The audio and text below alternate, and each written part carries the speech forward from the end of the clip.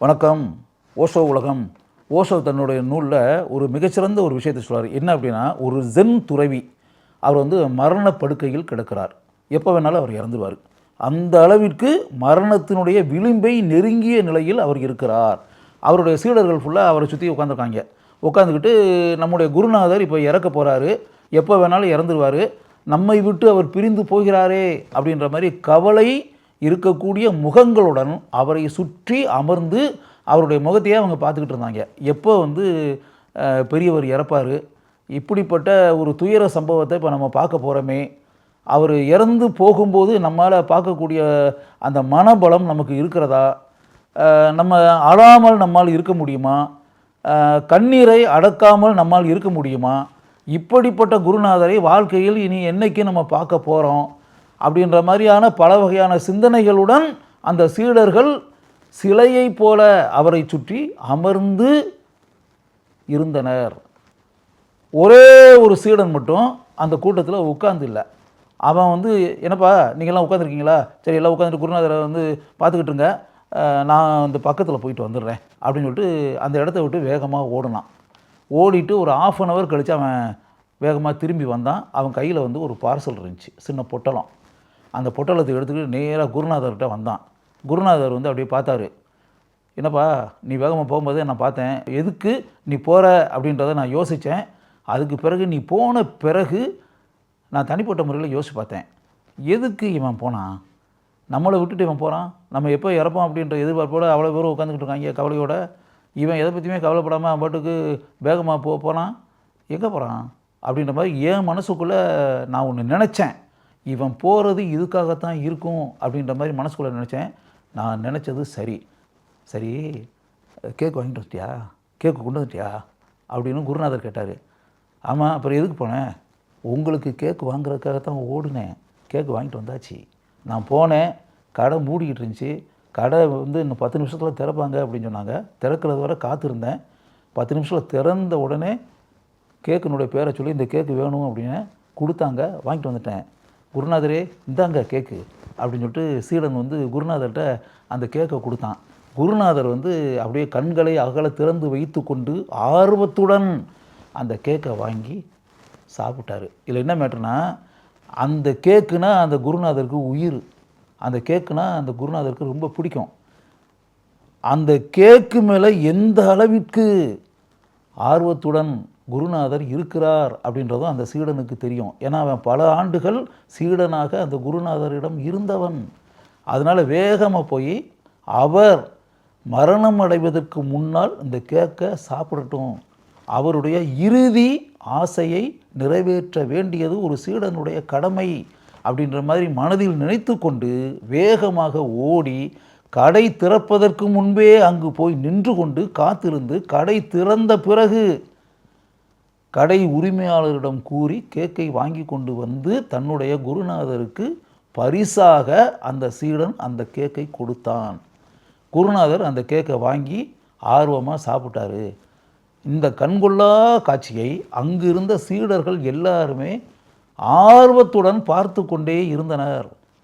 அப்போ அந்த சீடர்கள் அனைவரும் குருநாதர்கிட்ட கேட்டாங்க, குருநாதரே உங்களுடைய இறுதி ஆசை என்ன, இந்த உலகத்திற்கு நீங்கள் என்ன சொல்ல விரும்புகிறீங்க அப்படின்ற மாதிரி அவங்க கேட்டாங்க. குருநாதர் இப்போ என்ன சொல்லுவார் அப்படின்றத ஆர்வமாக அவர் முகத்தையே பார்த்துக்கிட்டு கேட்குறதுக்காக இருந்தாங்க அவ்வளோ பேரும்.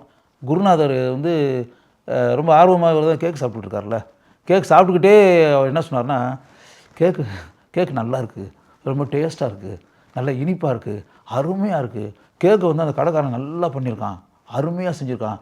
நான் உண்மையாகவே அந்த கடையில் இதுக்கு முன்னாடி கூட கேக்கு எத்தனை தடவை வாங்கி சாப்பிட்ருக்கேன், என் சீடர்கள்லாம் வாங்கிட்டு கூட கொடுத்துருக்காங்க. அந்த கடைக்காரரே கூட கொண்டு இங்கே வரும்போது அன்பு பரிசாக எத்தனையோ தடவை கேக்கை கொண்டு கொடுத்துருக்காரு. ஆனால் இவ்வளவு டேஸ்ட்டாக இதுக்கு முன்னாடி கூட நான் கேக்கை சாப்பிட்டதே கிடையாது. இந்த கேக்கு எவ்வளோ அருமையாக இருக்குது, இதை மாதிரி இந்த கேக்கை எவ்வளோ நேரம் வேணாலும் சாப்பிட்டுக்கிட்டே இருக்கலாம். நான் இன்னும் சொல்லப்போனால் இந்த கேக்கை சாப்பிட்றதுக்காகவாவது நான் இன்னும் கூட இறக்காமல் உயிரோடு இருக்கணும், இன்னும் சில வருடங்களுக்கு அப்படின்ற மாதிரி எண்ணத்தை இந்த கேக்கு எனக்கு உண்டாக்குது. கேக்கு இந்த சாப்பிட என் வாயில் எச்சியெல்லாம் ஊறுது, எவ்வளோ அருமையாக பண்ணியிருக்கான், கேக் இஸ் வெரி டேஸ்டி, இதுக்கு ஈக்குவலாக வந்து எந்த டேஸ்ட்டுமே கிடையாது. இந்த சுவையை வந்து அப்படியே நான் வந்து ரசித்து சாப்பிட்டுக்கிட்டு இருக்கேன் இந்த கேக்கை. இந்த கேக்கை வந்து எனக்கு கீழே வைக்கிறதுக்கே தோணலை. கேக்கை அப்படியே சாப்பிட்டுட்டே இருக்கணும் போல இருக்குது. What a fantastic taste of this cake அப்படின்ற மாதிரி இந்த கேக்கை பற்றியே பேசிக்கிட்டு இருந்தார். சுற்றி இருக்கிற ஆட்கள் ஃபுல்லாகவே அசந்து போயிட்டாங்க. என்னையா இது, உங்களுடைய கடைசி ஆசை என்ன, இறுதி ஆசை என்ன, சாகிறதுக்கு முன்னாடி நீங்கள் என்னத்தையாவது சொல்லிட்டு போக விரும்புங்களா, இந்த உலகத்துக்கு நீங்கள் சொல்லக்கூடிய லாஸ்ட் மெசேஜ் என்ன அப்படின்ற மாதிரிலாம் நம்ம கேட்டுக்கிட்டு கிடக்குறோம். அவர் என்னென்னா சாப்பிட்டுட்டு இருக்க கேக்கை பற்றியே சொல்லிக்கிட்டு கிடக்கிறார் இந்த ஆள். என்ன இது ஆச்சரியமான ஒரு விஷயமா இருக்குது. நம்ம கேட்கக்கூடியது எந்த அளவிற்கு உலகத்திற்கு பயன்படக்கூடிய மிகப்பெரிய விஷயம். அதையெல்லாம் விட்டு கடையிலேருந்து வாங்கிட்டு வந்த ஒரு கேக்கினுடைய சுவையை பற்றி இந்த ஆள் பேசிக்கிட்டு இருக்காரு அப்படின்ற மாதிரி அவங்க நினச்சாங்க. இதில் உண்மை என்ன அப்படின்னா, மரணம் என்பது பின்னால் வரப்போகுது. இப்போ அவர் எப்போ இறப்பாருன்னு சீடர்களுக்கு தெரியுமா, இல்லாட்டி அவருக்கே தெரியுமா? எவ்வளோ நாட்களாக காத்து கிடக்குறாங்க. குருநாதரனை இறக்கலையே. குருநாதர் இன்னும் கொஞ்ச நேரத்தில் செத்து போயிடுவாரா என்ன? அதெல்லாம் கேரண்டியே கிடையாது. அவர் இறப்பார் என்ற கேரண்டியே இல்லை. அவர் இனிமேலும் பல வாரங்கள், பல மாதங்கள், பல வருடங்கள் உயிரோடு இருக்கலாம். என்றோ வரப்போகும் மரணத்தை பற்றி அவர் நினைக்கவில்லை. அதை பற்றி பேச விரும்பவில்லை.